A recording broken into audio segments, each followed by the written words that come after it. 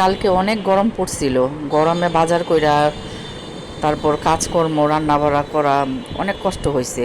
তাই আজকে অনেকটা অসুস্থ হয়ে পড়ছি। তাই আজকে তেমন কিছু রান্না করি নাই।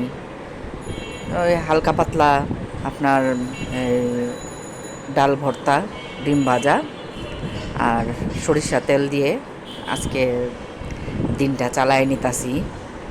রান্না কিন্তু ঠিকই করতে হয়েছে, ডালটা সিদ্ধ করছি, ডিমটা ভাজছি, ভাত রান্না করতে হয়েছে, পেঁয়াজ কাঁচামরিচ কাটতে হয়েছে, রান্না কিন্তু করতেই হয়েছে। এটা কিন্তু মাফ নাই, মনে হইতাছে যে আমি আজকে রান্না করি নাই বুঝি, তাই না? আসলে না, সবই করছি। হয়তো বা মাছ মাংস সবজি এগুলো রান্না করি নাই কে। তো মাঝে মাঝে আসলে চালায় নিতে হয়, ফ্যামিলির মানুষের মানায় নিতে হয়। হ্যাঁ, কারণ আমি তো মানুষ, মানুষ তো অসুস্থ হবেই। অসুস্থ হয় না কার? শয়তানের। ঠিক বলছি না? তবে আজকের খাবারটা আমার কাছে বেশ ভালো লাগছে।